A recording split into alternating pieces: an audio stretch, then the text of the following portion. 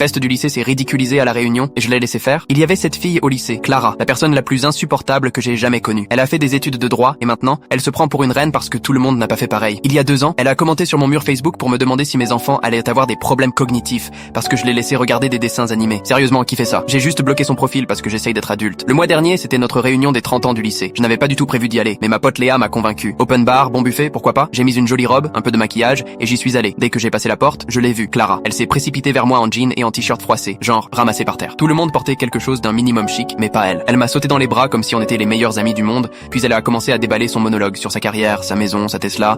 5 minutes de vantardise non-stop, sans me poser une seule question. Et c'est là que je l'ai remarqué. Sa braguette, complètement ouverte. Pas un petit oubli, non.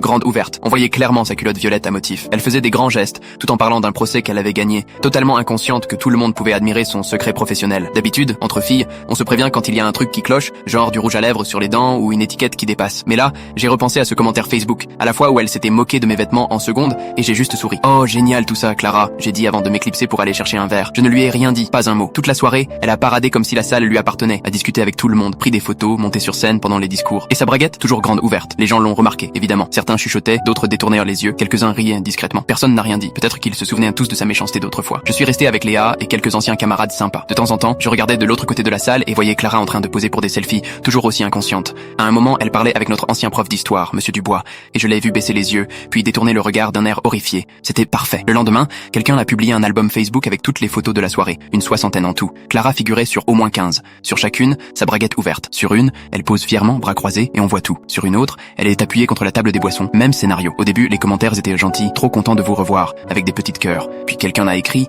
« j'ai remarqué un truc ». Et là, c'était fini. Les rires, les OMG, les messages de pitié ont déferlé. Les gens n'en revenaient pas que personne ne l'ait prévenu. Clara a essayé de se retirer des photos, mais trop tard. Les captures d'écran tournèrent déjà dans le groupe Messenger de notre promo. Léa m'en a envoyé une avec 8 emojis morts de rire. Tu l'avais vu, hein? J'ai juste répondu avec un emoji qui hausse les épaules.